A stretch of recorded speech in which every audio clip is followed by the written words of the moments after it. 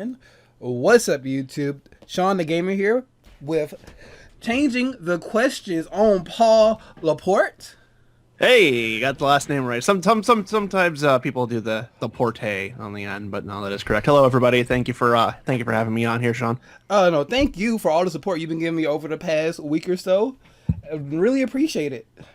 No, glad to have you. Glad to be working with you for sure. It's you did a recap with us for the show that we're going to be talking about today, RoadBlock, on our website. So I thought it was only fair that we returned the favor and did a little post-game show here on your YouTube channel. And it is greatly appreciated. And you guys definitely need to go check them out. The link to everything will be linked down below. So let's get this started. We're here to talk about WWE RoadBlock, which was a pretty solid show for a Saturday event, don't you think? You know, I think the biggest problem WWE had here is what they wanted people to expect this show to be. You know, I've heard a lot of people saying, "Oh, well, you expected too much. This was just basically a televised house show."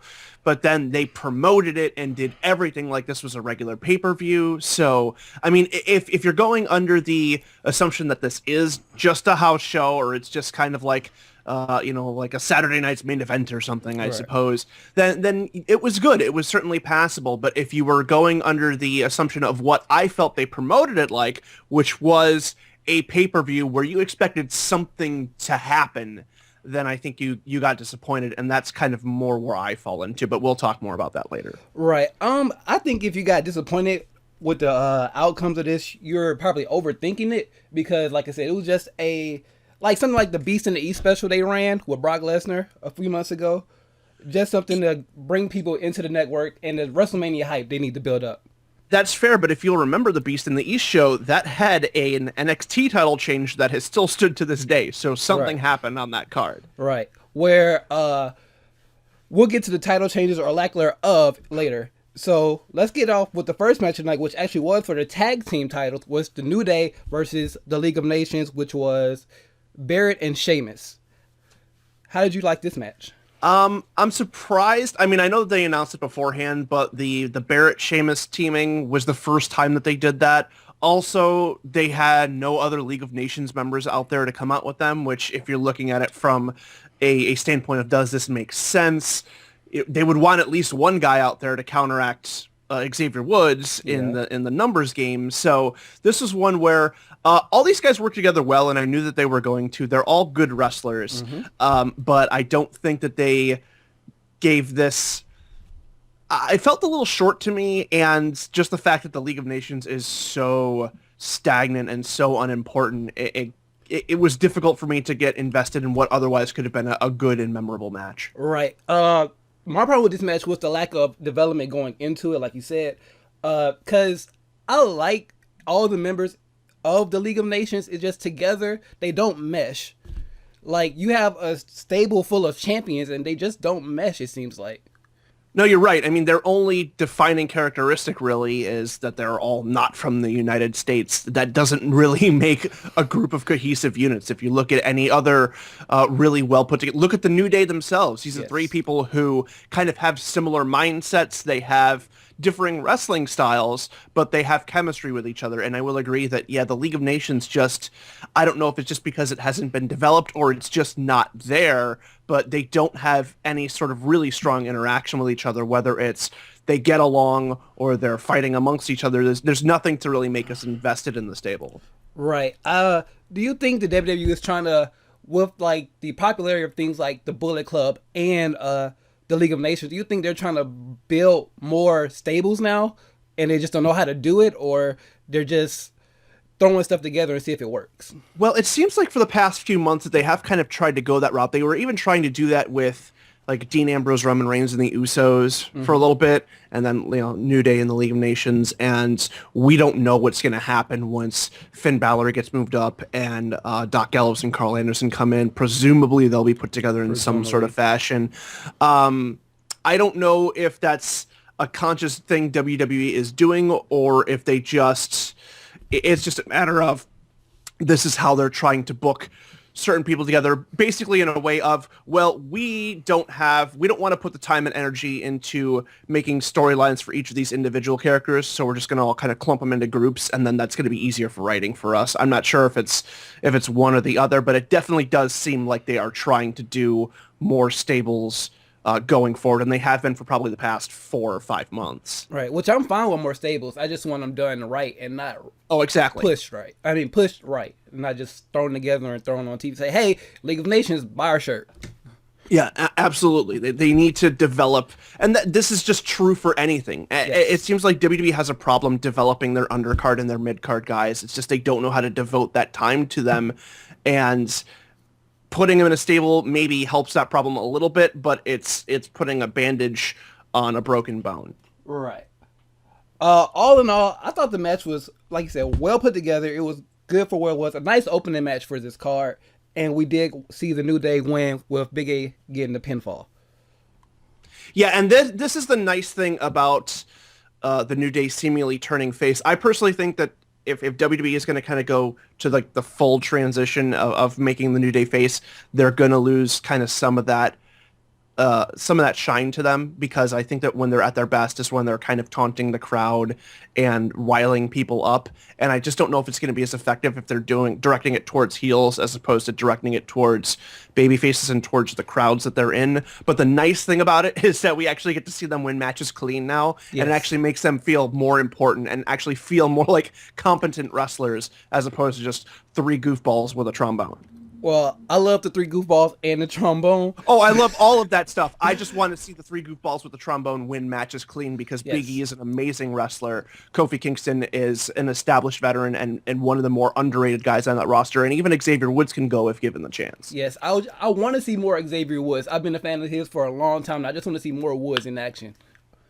I agree. I would like to see him in the ring more, but it is a thing of just he is such a good hype guy that he's a good wrestler. He's a great hype man. So yes. I think he is being used well there, but I would like to see them slip him in some singles matches every now and again, against guys like Tyler Breeze or Neville or Kalisto or something like that. I definitely think that they could use him in ring more, but in terms of how he fits in that group when there's a tag team match, he probably is best suited on the outside. Yes. All right. After that match, I believe there was a Paul Heyman segment. Was the Paul Heyman segment now? He was talking about hyping up the Lesnar, what was supposed to be the Lesnar Wyatt match later on in the evening. Oh yeah, we'll talk about that when we get to that. But speaking of undeveloped undercard, can we talk about the Jack Swagger and Y2J match? Oh, absolutely.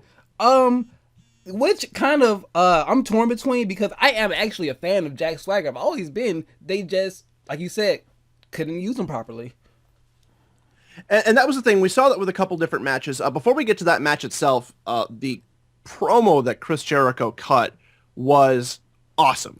Yes. Heel Chris Jericho is always the best Jericho.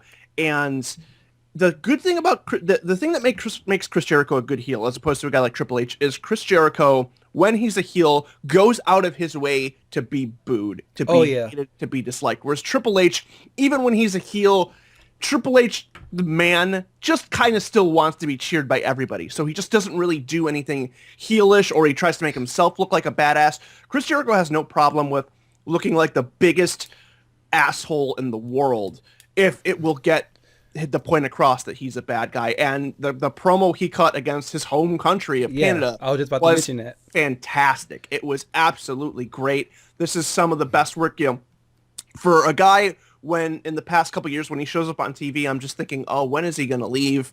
He's really turned it around, and I still wish AJ Styles was doing bigger and better things, but at least they're trying to get something out of this feud, and Chris Jericho's heel work was absolutely fantastic here. Yeah, you can never go wrong with, I've been calling him Psycho Jericho ever since he did the whole speech on SmackDown with the garbage cans. I'm like, AJ Styles, like, okay, he's lost his mind now. He's really mad that people are cheering for AJ. And everything Jericho does, like he said, he's the best in the world at what he does, and he does it good for a reason. Like, every time Jericho's on TV, you just can't get mad at him, heel or face. Well, you can't get mad at him, but at the same time, it's when he is being a heel, when he is being a bad guy. It's more a thing of, I appreciate what you're doing as a bad guy. To me, as a heel, or as a babyface, he's always just kind of like stagnant, and it's just not nearly as interesting as when you think about all of the great things that Chris Jericho has done. They've all been as a heel. Yeah, the feud with Shawn Michaels where he punched his wife in the face. Yeah. When he won the undisputed title, like the WrestleMania 19 match with Shawn, everything he does at its best, he is a heel. And he just understands how to get under people's skin better than most. And this is definitely the best way to use Chris Jericho right now. Oh, yeah, definitely. And this program with AJ Styles, the last 3 matches have been great. And we can only expect a very good match at WrestleMania between them because that looks like the way it's going. Absolutely. The two, it's funny because every time they get in the ring, it gets a little bit better and better. I noticed when they first wrestled, it almost seemed like AJ was going a slightly different speed than Jericho, and it led to kind of a few miscommunications on spots. But as they continue to work together more and more, that kind of gets ironed out further and further. It's really funny because actually over on our channel, when we first discussed when AJ Styles left New Japan before he was even confirmed to be signed with WWE, one of my the members of my crew said in the audio we did about that, oh, so he's going to wrestle Chris Jericho WrestleMania. Like somehow he called it like 4 months in advance just because he was so confident that Chris Jericho is kind of the guy who introduces new talent to the audience. So I guess they're just doing that here. Again, I do wish that they were doing something a little bit more important with AJ, but Royal Rumble's a weird time to debut because they kind of already have all of their plans set in place for WrestleMania, so you can't really work him into anything else. And maybe I'm being optimistic, but I think that they are planning on working AJ into the main event scene, or at least close to the main event scene after WrestleMania, and I don't think they want to tie him up in like the Intercontinental title scene before that or something like that. So this is a good placeholder, and Jericho is a good guy to have a match against because he's proven that he can still go. Oh, yeah, and a win over Jericho at WrestleMania would kind of thrust you into that, not number one contender spot, but in the top scene for that title. Yeah, look at all it did for Fandango. Oh, yeah. Oh, God. I thought about it, like, I don't want to bring it up. I don't want to be the one. Because I still have that shirt somewhere. You bought a Fandango shirt? Look, it was at Hot Topic. It was on sale. I was young. I needed it. Was young, time in my as life. in 2 weeks ago. But the match itself, it didn't go that long. Jericho got the pinfall. Well, he got the tap out victory over Swagger, which was a Jericho match. It didn't go that long, so you can't really complain about it.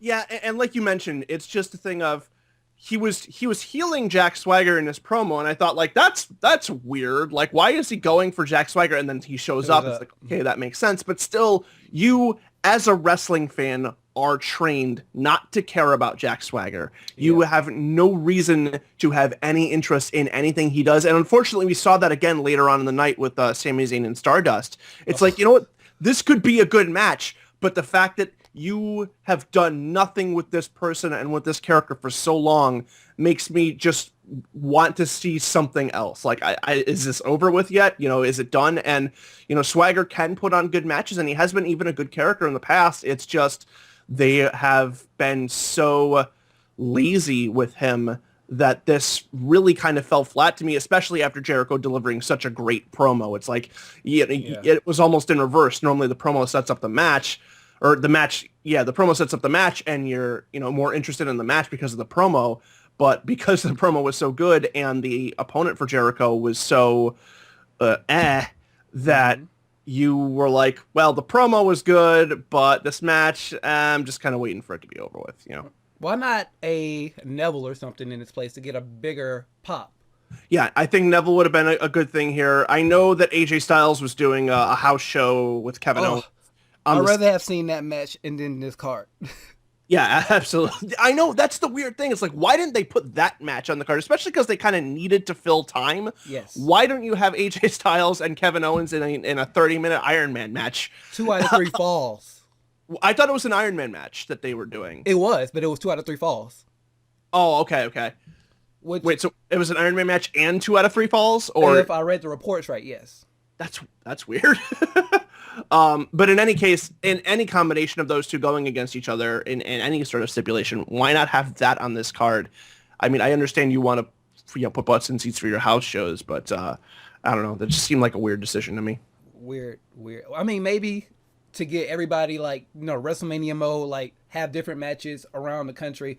I can get that, but I would have had that match on this card. Yeah, I agree. I can see the sense in it, but I agree with you. I think that they should have had it on here. All right. So with the next match, I believe it was the NXT tag title match, the Revival versus Kaz and Enzo. Yep, that's right. Enzo actually pretty conservatively dressed for Enzo Amore. Yeah. A little toned down, a nice little dab during the entrance. Yeah. I was surprised he only had 5 or 6 colors on as opposed to his usual 10 to 12. But this is obviously a good match. We saw this before in London. These guys just work really well together. This match played a little bit more. It played off of some of the things that happened in London, which I always appreciate NXT does, is they kind of, when they have people wrestling who have wrestled before, they usually reference their past matches in some way. And they did that with this match. Dash and Dawson are good, but kind of like Blake and Murphy, they're just not exciting. They're just not somebody you're ever going to, pay to see. They're just really solid utility guys. Which is sad. I don't mean to cut you off. No, you're right. You're absolutely right. Go ahead with your thought.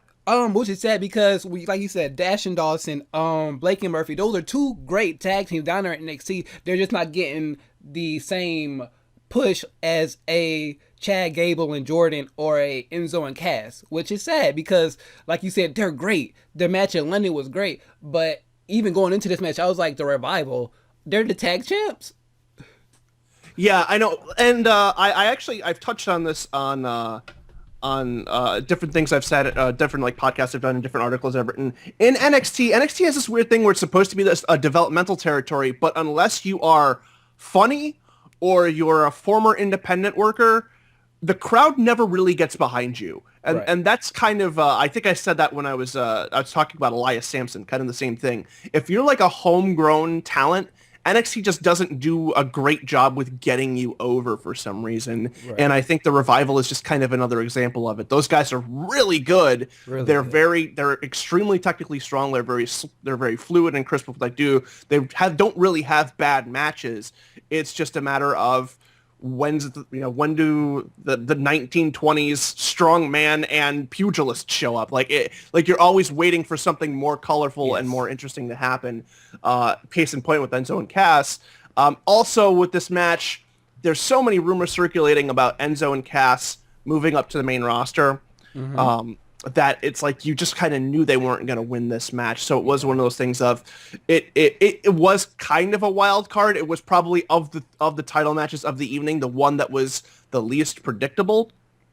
Well, I wouldn't say least predictable. Well, if you say least predictable as you knew the Revival was going to win, yeah. No, I meant least predictable as in you didn't know who was going to come away with this for sure. Like of the 3 matches, how certain you were each team was going to win. The Revival was probably, this match was probably the most 50-50 of them all. Yeah, exactly. That's exactly what I was going to say. All right. Yeah, because if there wasn't any rumors about them going to the main roster, I really think they would have won this match tonight. And I agree. What really surprised me was they lost clean, because in my prediction, I thought it was going to be due to shenanigans. Yeah, they lost clean this time, and they lost clean at London. And that was the thing, too, is like, are they really going to have them lose clean twice in a row? But the thing is that the Revival, it seems like their shenanigans kind of take place outside of the ring with backstage attacks and things like that. And I like the fact that they're kind of keeping that consistent, where the Revival, they take shots and they take advantage of people, but when the actual match comes down, they don't need to. Right. So I think that makes them look strong. You could argue that it makes Enzo and Cass look weak, losing twice to the same guys in a row, both fairly clean. But Enzo and Cass are just going to be one of those. They are now, and I think that they will be even when they move to the main roster. They're going to be one of those teams that it doesn't matter. Their win and loss record doesn't matter. People are going to just appreciate seeing them regardless of whether or not they're winning or they're losing. They're the kings of catchphrases. You got to love them. Oh, absolutely. Enzo Amore is is maybe the best talker in the whole company. Oh yeah. And when you have that sort of ability, your actual wins and losses in the ring don't matter because people are always going to want to see you because they're going to want to know what you have to say next. They're going to want to listen to you talk. Right. Do you think they're ready for a main roster push? Uh, yeah, why not? I mean, the thing is that WWE, the main roster is really devoid of tag teams. The New Day have just completely run out of people to fight. I mean, it was announced this weekend that they're going to be just taking on a different iteration of the League of Nations for the tag title tonight Yeah. on Raw. So that gives you an other two. idea of how out of opponents they are. Right. So, and the fact that WWE just did a terrible job with the Ascension, so they can't really use them. I think that they need to move Terrible job. I had to remember who they were for a second. I was like, You're like, who's the Ascension? yeah, terrible job. So, and that, and especially Colin Cassidy and Enzo, they're two of the longest tenured guys in NXT. 5 years, right?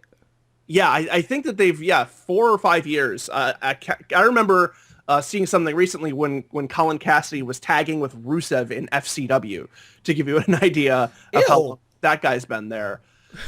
So, did you not see that? I didn't. I'll definitely go look at it now. Yeah, but... it's like short-haired Rusev, like with like a buzz cut, and Colin Cassidy were like, I don't know if they were FCW tag champions or not, but they were definitely like an established tag team in FCW. Oh wow, I definitely have to go check that out. Yeah. So even before that, so those guys have been there for a while. They're certainly good enough in the ring. There's no reason not to move them up, and that's the thing with if you're on NXT TV, with some rare exceptions, you're pretty much ready for the main roster. Like you're going to be as good as any undercard guys are. You'll be able to hang with them and you're only going to get stronger. So yeah, I absolutely think they're ready. I think a program with the New Day can be very funny and interesting, but the thing is, that program is going to be amazing. Absolutely, but the thing is that they're moving the New Day towards baby faces. So are Enzo and Cass going to be the heels? Because nobody's going to boo them. Like, how is that dynamic going to play out if they do that? I'm not sure. But nonetheless, I think that moving them up is the right idea, whether it's before WrestleMania or after. I was just about to ask you that before or during or after WrestleMania. I mean, personally, if I'm WWE, I do it tonight and I build towards that program for WrestleMania because who else does the New Day have to work against? Well, I guess it will make sense. You make them babyface just for the program with League of Nations, and then you bring in Soft just to work with them and make them heels and get the belts off of them. Yeah, I think it could go either way. I mean, even though they have been playing towards the New Day being babyfaces a little bit more, they can flip a switch, cut one promo, and go right back to being heels. So that's not a big deal. I do think that would be a match people would be excited for WrestleMania because they haven't seen it before. At this point, the New Day has fought everybody else in the tag division, so no match at Mania is going to feel fresh.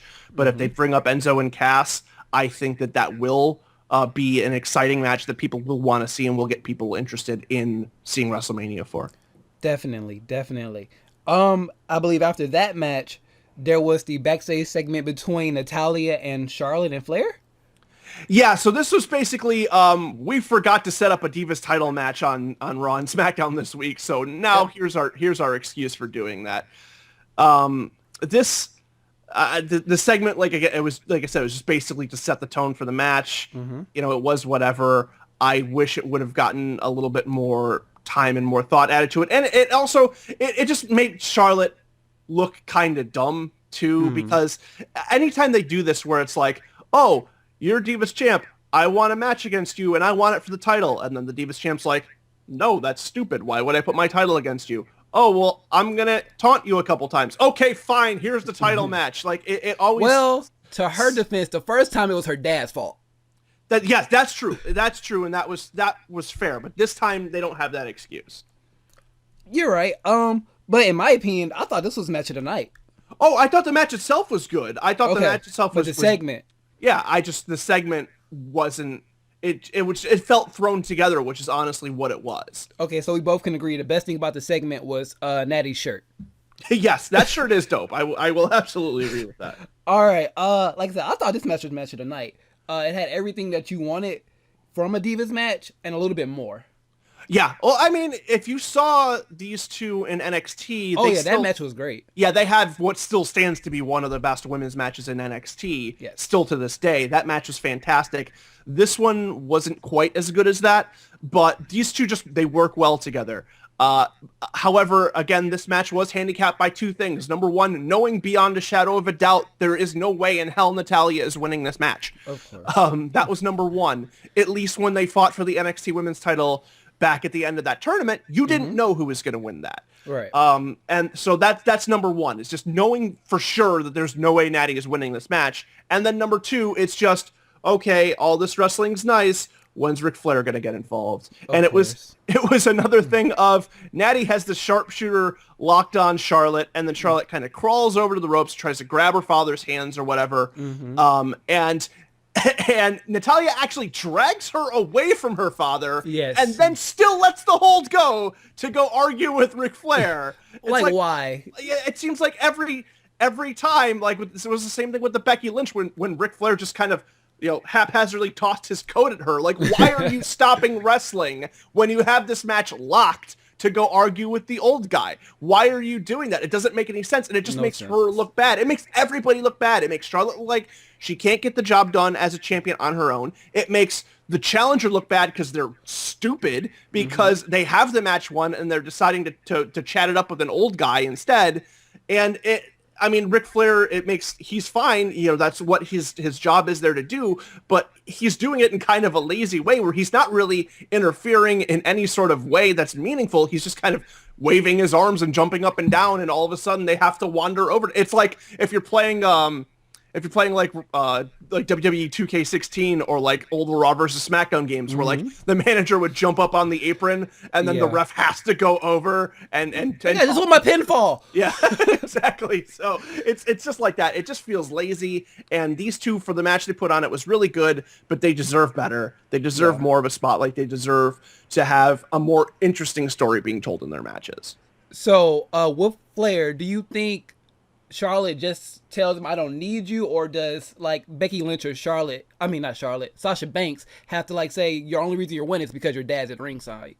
I think it's gonna be some combination of the two leading up to WrestleMania. I think what might happen is Sasha Banks specifically, because she would be better handled to do this, will basically just goad Charlotte into having Rick stay backstage for their match at WrestleMania for the triple threat match. Yes. Like, oh, you can't get this done without him. And then Charlotte's like, okay, fine. I don't need him. I'll have him stay backstage for this match. And I really hope they do that, because then that can just let the three of them showcase what they can do instead of just wondering when Ric Flair gets involved. I can't imagine Sasha not winning the belt at WrestleMania. That'd be a big mistake if she doesn't win. You know what? I would even be okay with a surprise if they throw it on Becky Lynch. Yeah. Just some sort of title change. But Sasha is clearly the most over woman in that division, so I think she does deserve it at this point. And I don't necessarily know if that's going to lead to a split between Ric Flair and Charlotte at that point, but I think that they do need to do something different, because when Charlotte was in NXT and she was a heel, she didn't need Ric Flair to do her work. She could still be a bad guy and not have all of her matches end by distraction roll up because of interference. Right. Well, the thing that gets me is, I don't know if you saw the table for three special they had with the three divas, but yes, I did. Yeah, but she was pretty much saying no matter what, people are still going to compare her to her dad, and she didn't want that. But now she's out there with her father, so. And I can almost guarantee that this was a decision made more by Vince. WWE and the writers, just because, hey, it's Ric Flair, we can get the rub off of him. People know Ric Flair, so maybe we can. It's like they don't have enough confidence that the women are going to keep people interested on their own, so they have to throw Ric Flair in there. And I think that is almost exclusively. Plus, it's a thing of, you're Charlotte, are you going to say no to your dad getting a paycheck? That puts her in a really bad position too. So I don't think it's her choice to do this. I think it's just more she's just going with the flow.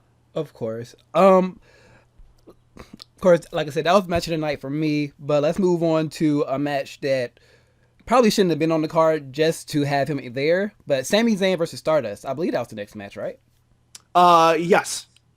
Sami Zayn versus Stardust. I think the Brock the Brock match was before this, and the I don't remember. We can talk about. Let's talk about Sami and Stardust now. That's fine. Okay. It was just to showcase Sami Zayn that he's on the main roster, in my opinion. Yeah, and again, it's too bad because Stardust comes out and like, oh, this match could be good because Stardust is a really good worker and he's a really good character. But again, the fans were just, chanting. We're basically bored 2 minutes into this match because, again, you know who's going to win. Mm-hmm. You know that this is just kind of a time killer. So why are you invested in this at all? You have no reason to be... to be invested in it because you don't know who's gonna win, or who's gonna win beyond a shadow of a doubt. I mean, I don't know if you watch Lucha Underground at all. A little bit. But one of the things that is the best part of that show is that literally every single match that happens, even if it is against somebody who is a champion and someone who is a low-level guy, you just don't know what's going to happen. Like, you have a feeling, you have a pretty good idea, but they are very good at surprising you enough that you're never 100% sure. And that's one of WWE's biggest failings, is that if you look at the card for any given night, especially if it's just a regular show like Raw or SmackDown, you're going to be able to predict the winners 90% of the time at least. It's just the hierarchy of wrestlers is so clear cut that Sami Zayn is at level B and John Cena is at level A and Stardust is at level D, and level D guys never beat level B guys, so this match is a waste of time. And that's really what it was, and it's a shame because Cody Rhodes is so talented, so very good. Talented. How do we feel about swearing on this channel? Are we? Oh, you can. Oh, so go right ahead. Good. He is so fucking good that it's really a shame that they're just wasting him. And this match could have been like, just take a second to think about if this match happened in NXT. Oh, if this happened in NXT, this would have been still going right now. Yeah, it would have been a barn burner. People would have been into it. They would have been behind it. But because this happens on main roster television, we know who's going to win. I mean, in NXT, Titus O'Neil beat Sami Zayn clean. I mean, that sort of stuff can happen there. But on the main roster, it doesn't happen. So you were just like, there was a couple really interesting spots in these two, had a little bit of a little personal back and forth. Like, I almost wouldn't mind seeing a small program between these two if they didn't throw Sami Zayn right into Kevin Owens right away, which I don't blame them for doing, but I wouldn't mind seeing something between these two because they did seem to have good chemistry and they worked well together. But again, just as it was, this is a thrown together match. And like you said, this was basically just to showcase Sami Zayn. Yeah, I think this was a missed opportunity if they're definitely trying to go the multi-man match for the title at WrestleMania to like have a Miz interfere to like set that up. Or even if you want to go the multi-man route and Stardust, you want Stardust to be one of those guys, have him win here. Oh, a surprise win over Sami Zayn would have been a big shocker, and it would have had the people talking like, whoa, Stardust beat Sami Zayn. Could he be the new #1 contender for the Intercontinental title? Yeah, or even just, okay, now he has a reason to be in this match. Yeah. Because if Sami Zayn's in, well, Stardust just beat Sami Zayn, so he has a reason to want a shot at that title just as much as Sami does. So they could have done that. They could have done something interesting with this, but they didn't. As said, the match was fine, but you just had no emotion in it. You had no investment. And which is sad, but let's go ahead and move on to the next match, which we will take a little trip to Suplex City for. So let's talk about Brock Lesnar versus was supposed to be Bray Wyatt, but he came out, cut a promo, and then we got Luke Harper instead. So how upset are we that they bait and switched this thing? Because they were building up this match for 2 weeks and then they didn't give it to us. How upset are we about that? Not really upset because I think Luke Harper is a good worker. I think a lot of people had a reason to be upset. No, absolutely. And honestly, if we're talking about prestige and a guy who's lost fewer matches, Luke Harper is probably more dangerous than Bray Wyatt. At this point, yes. Yeah, so it is a thing of I don't mind that match. It's just a matter of they advertised Bray Wyatt versus Brock Lesnar for weeks, and they gave us something different. And first it made it seem like it was going to be like a handicap match, and then maybe Bray is going to come in and try and pick up the pieces of what Luke Harper managed to do. It just, I've heard rumors that Bray Wyatt hurt his back, and that's the reason he wasn't involved in this match. And if that's the case, then okay, I'm going to have some forgiveness for them. But the fact of, when, like, he basically made this seem like it's a handicap match, and then when Brock goes to pin Luke and Bray doesn't jump in and try and break it up, like, what's the reasoning for that? Just slowly walks up the ramp to watch the pinfall. Yeah, it just felt so weird, and it just, like, when we all did our recaps of, or our preview, our predictions for this card on my site, I basically said, like, fuck it, just let him bury the Wyatt family and start over with them. Do something like, wow, we're on the same page. I didn't mean to cut you off again, but I was pretty much telling people, I say take the Wyatts off TV after WrestleMania, bring in Balor Club, let people or bring in something new, let people forget about the Wyatts, and then bring them back as these big monsters. Yeah, absolutely. And in my predictions, I said, yeah, take them off for at least 3 months. Like, they need to be gone for a long time, by WWE standards at least. Take them off for at least 3 months, and then have them come back, and then you can undo a lot. WWE has proven by just taking guys off of TV for a while. They'll feel fresh. You can make them a little bit stronger, because people, I mean, just listen to the reactions that Bray gets whenever he gets in the face of Triple H or something like that. People love it. Yeah, people still enjoy it. So despite the fact that group and that character have been treated so badly, people are still interested in it. So just give it some time off TV. Let it come back fresh and start over, because this is just not working for them. And if you want to send, like, have Brock Lesnar send the family back to the Bayou for until June or whatever, and start over. Right. I've heard rumors that they're trying to push the Bray Brock match till after WrestleMania. Have you heard anything about that? I haven't. But are you interested in seeing that match?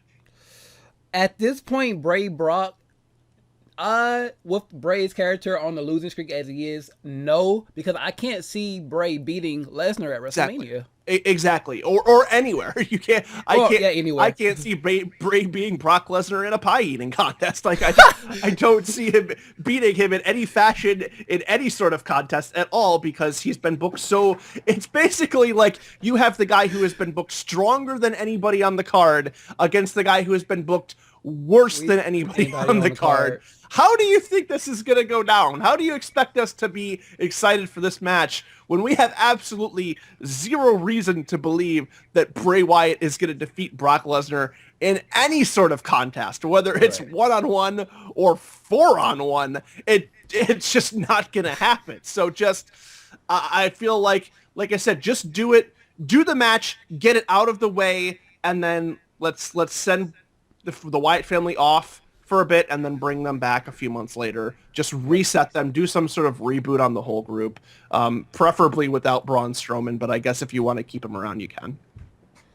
Yeah, however you want to do it, with or without the big guy, and not Ryback. But so however you want to do that, take them off TV, repackage them, bring them back, and let them run house. Yeah, I mean, just basically have them come back, and then if you're going to do stables, just have him be involved in stable fights then. Just basically, definitely. I mean, think about their matches they had with the Shield. That momentum was incredible back then. Some of the best matches back was like 2013, 14. Yeah, the Elimination Chamber match was still one of the best matches of recent years. When they work in those types of matches, or let it be a thing of just like they did in NXT, where Rowan and Harper are the tag team, and they're in the tag team division, and basically the three of them are feuding with tag teams, and then Bray is just the kind of the end boss you get to, because you had to find a third guy to deal with them, and now you're dealing with Bray, and Bray felt like the most powerful of all of them, despite being the smallest guy. Right. Do something like that. If you don't feel comfortable putting the belt on Bray Wyatt or giving him a lot of main event wins, just don't put him in the main event. Just let him be in the mid card and let the group dominate there. If you're not comfortable with putting the belt on him, just don't put him in those positions. If you don't want him to beat the Undertaker, don't have him fight the Undertaker. Like, this is right. You can write this. This is your job. Do this. You can just have him avoid these situations and still make him look strong. Oh my gosh, I bet you all of my friends right now like he sounds like Shawn. Well, that's the thing. It's just I think a lot of people who are diehard wrestling fans, it is a thing of like everybody complains, and I got into so many fights on Twitter after this show went off the air, and it's just a thing of like, oh, you're expecting too much, or oh, what did you expect? This was a house show. It's I expect good storytelling.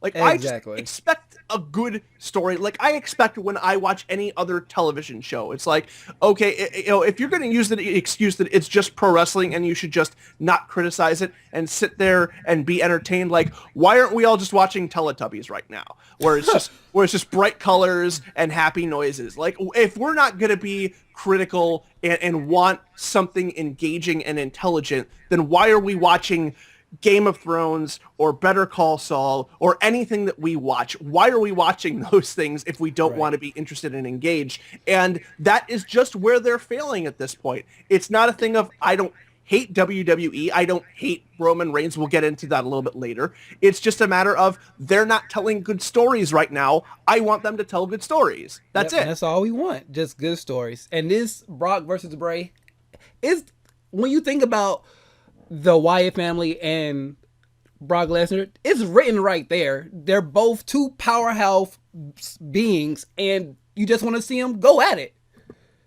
Right, exactly. With the right storyline behind it, it could be a solid main event match. But WWE doesn't want to do it. I don't know why. And it's making me sad thinking about it, because the way from Husky Harris to Bray Wyatt is just a good transition, and they're kind of just dropping the ball with it. Oh yeah, absolutely. Wyndham Rotunda, is that him? I think that's his real. Yeah, I think that's him. I can't remember if it's him or Bo, but I'm pretty sure it's him. He's done so much with his character and done so much to kind of method act and put himself into that character, and he works so hard that it just feels like the character is almost kind of ahead of its time, I guess, or maybe just should be better in a different time. I don't know, but he does so much work, and WWE is just like, oh, we really like this kind of spooky cult leader character, and he's really interesting. But the thing is that in order for that character to be effective, number one, he needs to back up what he says at some point. Like he says he wants to take down the system, to tear it down from the inside, which is what he said when he left NXT. Okay, well, how? How is he going to do that? Like, what is he doing to try and accomplish his goals? We don't know what his goals are, and as far as we know, he hasn't made any sort of progress towards them in the last 3 years. I mean, it was a different thing. Like when they did the Cena feud, when he came in and first feuded with Cena, it was the idea that this crazy man is kind of converting all the fans towards his side. But then in the end, brabadoo, John Cena still wins, and everything goes back to the way it was the next week. Like nothing's changed. Nothing is advancing. At this point, he's just a cool entrance, and that's sad. Yeah, very sad. So let's just going to hop into our main event, which was for the WWE World Heavyweight Championship. Your champion, Triple H, taking on the lunatic French, Dean Ambrose. Whew. You first. I want to hear what you think. All right. I think this match, are they going to try to... My first thought was, are we going back to the whole Daniel Bryan situation just with Dean Ambrose and trying to shoehorn him into the main event somehow? Or is this just... all right, I've taken care of Dean. Let me take care of Roman Reigns, and I want to be done with all these former Shield guys. Until Seth shows back up, and then he's got to deal with him or something like. I don't. Here's the thing. It's this, and then with Fastlane 2, it feels like WWE knows that they're not giving the fans what they want right now. Right. So they're using that to kind of to push these events like Fastlane, push RoadBlock, get people to watch them, and then not give them the thing they want. Like that's another thing that WWE I think does really badly in terms of storytelling is building suspense. And if you watch other television shows or other movies or other forms of media, forms of arts, they build suspense by kind of like dancing around the idea of the thing you want to see for a while and then giving it to you. Whereas WWE says, basically gives it to you and then takes it away, and then gives it to you and then takes it away. And yeah, even the Avengers are giving us what we want. We finally got Spider-Man. Come on now. Right, exactly. But that's the thing. It's like they're giving you Spider-Man, but they didn't have, like, in the past 3 movies, like a guy in a Spider-Man costume show up and it was like random person who isn't actually Spider-Man. Like, they're building suspense by teasing you, by giving you little tastes of the thing you actually want, but not completely giving you the thing you want and then taking it away, which is what they did. They did with Daniel Bryan. They've done it with Dean Ambrose now a couple different times. First with the Seth Rollins feud, and now here, where it's like, oh, look, he won. Like, he won. It's over. Our goal's accomplished. But he didn't really win. And I think that spot where he won, but his foot was under the ropes, but it really sort of wasn't. That was crazy. I popped hard for that because I actually thought he won. I know. I did the same thing. I was like, wow, they did it. Like, my hands are up in the air, like, holy shit. And then, like, they immediately take it away, and then that just kind of deflated the rest of the match. One quick aside, Triple H sells dirty deeds better than anyone alive. Oh, yeah. It was so clean. It was... Because he goes down, he doesn't do the thing where he goes down and then, like, flops over onto his back. Like, he hits the ground face first and he's dead. And you have to turn him over to get the pinfall. Yeah, and it looks fantastic. And so that, just a quick aside there for that. But it's just the thing of, like, they had him get the pinfall win and then they took it away from him. And it just felt really like, oh, come on, really? Like, that's how you're going to do it? And then, worst part about this all... Again, and I went nuts about it on Twitter at the end of the night, is Triple H beats your top babyface clean. Like, oh, yeah, I didn't think that was going to happen either. Especially, like, after the fall finish to begin with the foot really not being under the rope. I hope they play off that tonight on Raw. But I really thought it was going to be, like I said, more shenanigans going on with this match. We saw the stuff on the outside. We saw somebody go through the table.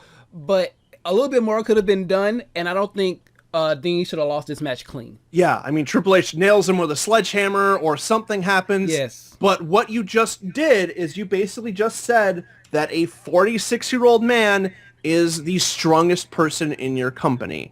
And it just drove me nuts. I didn't like it when he eliminated Dean clean from the Royal Rumble without any sort of shenanigans or interference. And now he's winning this match, and it just...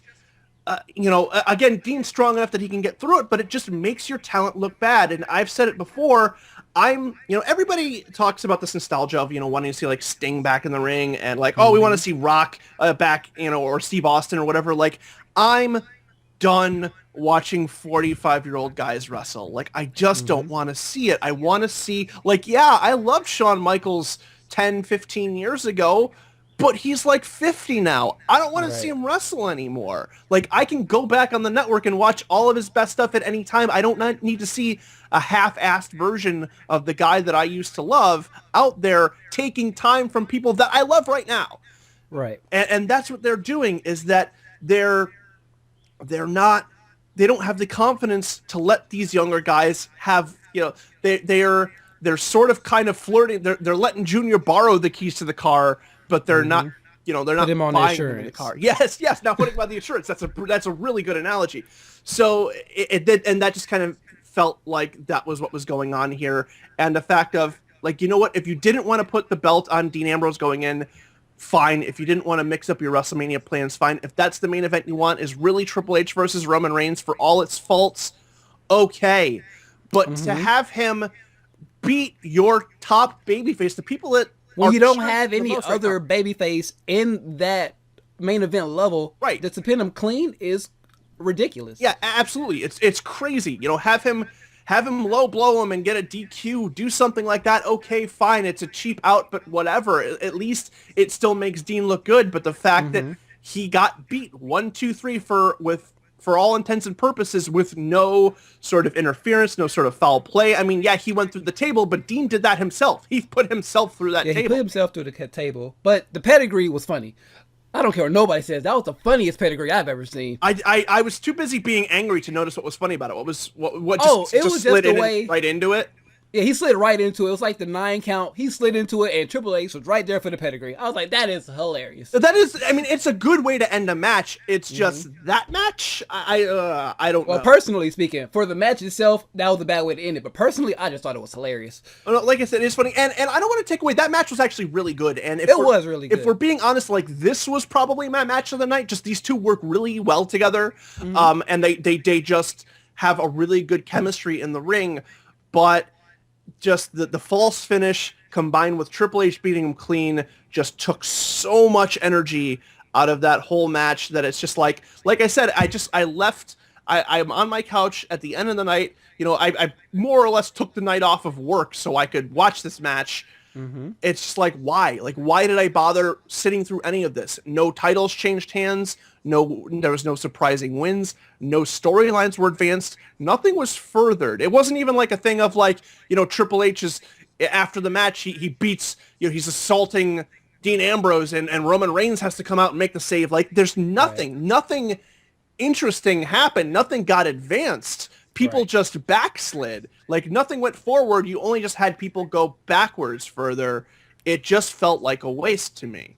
So do you think they'll use this Dean Ambrose almost win as more motivation for Roman Reigns? So, like, Dean can come out on Raw tonight and say, hey, technically I pinned him. My feet may be under the ropes or whatnot. But if I can do it, you can do it. Go ahead and get this over with. The thing is that Roman Reigns should not need we should not need to it's not like he's fighting The Undertaker at WrestleMania. Like, he's fighting Triple H at WrestleMania. This is a 40, again, I don't want to keep harping on the age, but a 46-year-old executive, essentially. Yes. Like, Roman Reigns in a fair fight should mud stomp him beyond question. Of course, yeah. If they wanted to kind of advance that, further that storyline, it should have been Triple H winning by some bullshit, and then the question should have been of, what sort of bullshit am I going to put against you, Roman Reigns? Because this is what I do. Not, I almost beat him, so you definitely can. Like, Roman Reigns should definitely be able to beat him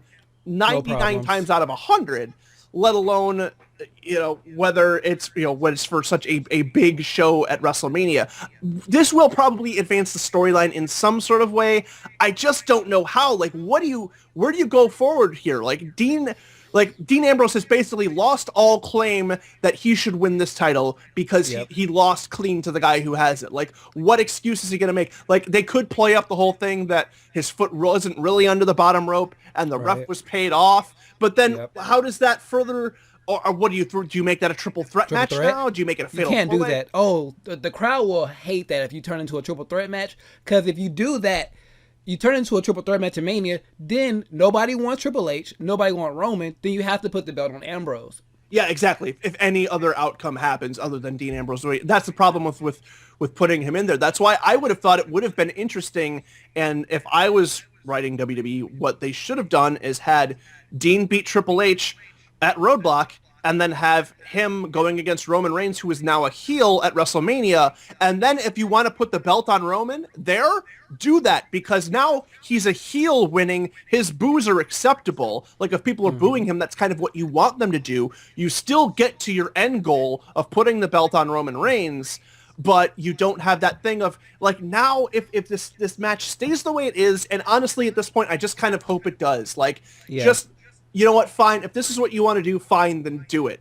But what they're going to have is, they're either going to have Triple H winning, retaining at WrestleMania, to a chorus of cheers, despite the fact that he's supposed to be a bad guy, or you're going to have Roman Reigns winning the belt to a chorus of boos from 100,000 people, despite the fact that he's a good guy. You've booked yourself into a no-win situation here. But exactly. So that's the problem, is they could have, like, RoadBlock was their last out. Like, it was their last chance to fix this.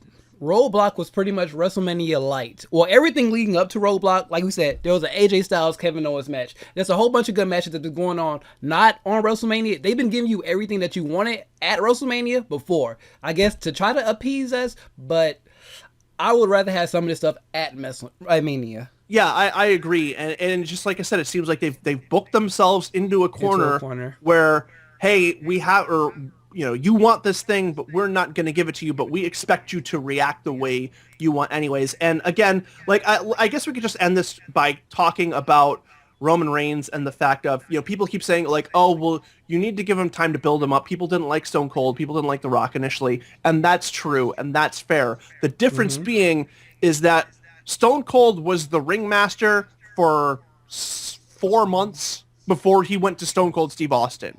Right. The Rock was Rocky Maivia for about a year before he became The Rock.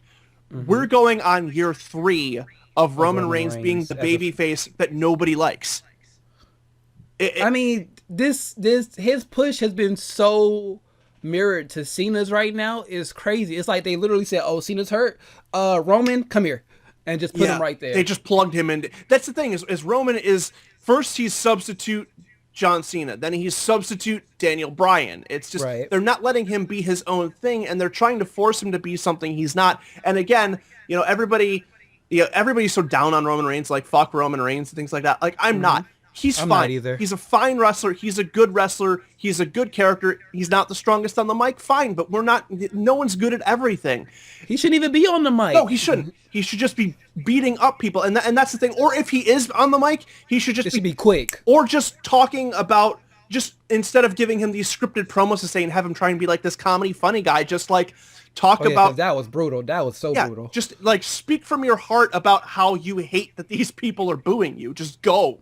That's what they let The Rock do. Is The Rock was legitimately and genuinely frustrated that he was trying to put his ass out there for people, and then they were literally telling him to die because of it. Like, let him vent that frustration as opposed to trying to just pretend it doesn't exist. Like, let him be something that's going to be more natural. Let him do his thing instead of the thing that you want him to do, and you will get so much more return out of him than if you just try and force him to be, B plus Daniel Bryan or B plus John Cena. Right. Because as a whole, Roman has everything that you want in your face of the company. He has to look. He has the ability. He over with the women and the children. Everything that you want to bring the crowd in is just when you try to put him in that Cena role, people don't like Cena for the most part. So why would you think that if putting Roman Reigns, even though he has to look, that people will just gravitate towards him? But we're not in that way. And that's the thing too, is that like look at all of your big guys. John Cena started as a heel. He's a bad guy. He started as a bad guy. And I mean, I guess you can argue Roman started as a bad guy with the Shield or whatever. But as a singles wrestler, he's always been the good guy who's supposed to be right at the top. Like John Cena started at the bottom, worked his way up through the mid card, and then became a good guy, and then got kind of over that way and got all the popularity of kids and women, and even got the male fans too at the time. Even Daniel Bryan had his run as a heel. Like basically, it has to be a thing of. It's almost like guys have to get booed before they get cheered. Yeah. Like they have to be booed, and then heels kind of ultimately get more respected in the end than baby faces. So it's a thing of like, we have to boo for them, and then we have to respect them, and we have to want to cheer for them, and then we cheer them. That's like, those are the 4 steps. And it seems like they're going through, they've skipped steps 1 through 3, and they're trying to just go right to step 4, and you can't do that. Just kind of similar to a way that I think the Wyatt family needs to be kind of rebooted and reset. You need to do something different with Roman Reigns. If you want him to be the face of your company, he can get there. Like you said, he has all the tools. He has a great look. He's dynamic in the ring. Is he William Regal in terms of technical ability? No, but that doesn't matter. Neither was Hulk Hogan, and he did okay. Oh, let's not talk about Hogan right now. Right, okay. He did okay back then comparatively. Not so much these days. But just, poor guy. Look at guys like that. Guys don't necessarily need to have a tremendous in-ring ability to get over, as long as their moves are impactful. It will work. And if you turn Roman Reigns heel, all the people he has the ability to work against now, Dean Ambrose, AJ Styles. Oh, it opens up the card. Yeah, Seth Rollins when he comes back as a babyface. Finn Balor if he comes up. Shinsuke Nakamura if he comes up. Like, there's all of these people that you can run him against, that people are going to be more interested in seeing, as opposed to If he's stays babyface, he fights Who? Rusev, Exactly. Kevin Owens. I mean, yeah, Owens should be a heel in the main event scene for sure, but he has nobody to fight once this story is over. Unless you turn Dean heel, okay, then he's got one opponent. If you have Seth come back as a heel or a babyface, okay, that's two. So he has like his former Shield mates. Okay, fine, but it just seems like there's so much more for him in every possible way if you just let him be a bad guy than if you just try and shoehorn him into being a good guy, because WWE is just terrible at making bad guys look strong. So as a result of that, he has no one to fight, whereas all they do is make good guys look strong. So if you have a strong bad guy to counteract that, you have a wealth of people. And I mean, I have Sami Zayn. Like, I could go on. Like, there are like 10 people he can wrestle in that main event scene that are either, if he was a heel. Yeah, that are either at the main event level or that he can bring from the mid card up to the main event level. You can have the face of your company be a bad guy. That's fine. Like, it's happened before. Yeah, exactly. I mean, you can do that, and he can be the face of your company. He can be the guy that is kind of setting the building blocks in place for the future. But you just can't have him do it as a babyface, at least not right now. Right. One more last thing before we end this off. I don't think the heavyweight title match is going to end the show. I think it's going to be the Undertaker Shane match. Do you think that's going to help? Oh man, I don't know.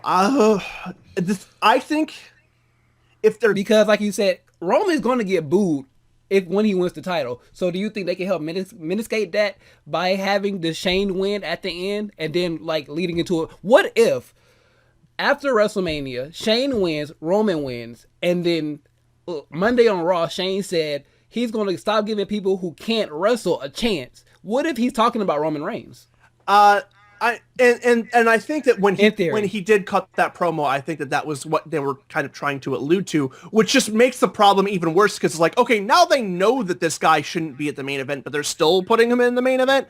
Like, it just puts a weird thing. However, getting back to the WrestleMania thing and ending that with Hell in a Cell, the problem is that unless they do some real building between now and Mania, the crowd isn't 100% behind Shane to win this match. Because it's The Undertaker. They've been trained to love The Undertaker for 20-something years, especially at WrestleMania. And there are a lot of people I know that don't feel that the only other loss besides Brock Lesnar that Taker suffers at WrestleMania is to Shane McMahon. That leaves a bad taste in their mouth. So there isn't really, of the matches, there isn't really a match that on the upper end of that card that is going to leave everybody going home happy. Like, there isn't. Like, if Undertaker wins, then this whole thing with Shane was pointless. If Triple H wins against Roman, then that was pointless. Yeah. If Roman wins, then nobody's going to like it. Everybody's going to hate it. And you're not going to have Dean Ambrose and Brock main event it, and even the crowd split on that, because there's people who like Brock over Dean Ambrose because they're booking Brock as a babyface now. So it's just it doesn't matter what they put in last. I don't think that they're sending the whole 100,000 people or whatever that are going to be there home happy. They've booked themselves into a corner where that's not going to be possible. Right. Well, I hope we've made the people happy with this hour-long discussion on not only RoadBlock, but our pre-WrestleMania predictions. Yeah, I'm sure we'll have some more stuff, obviously, leading up to WrestleMania 2, but this is a nice way to... we're on the road to our discussion about WrestleMania. All right, we're on the road to WrestleMania. All right, it's been nice having you, Paul. Thank you for having me on. It's been a blast. So much. Like I said, all of his links will be down below in the description. If you've enjoyed this video, please like, share, and subscribe. If you want to follow me, everything's in the description as well. And I am Shawn DaGamer and Paul, and we are out of here.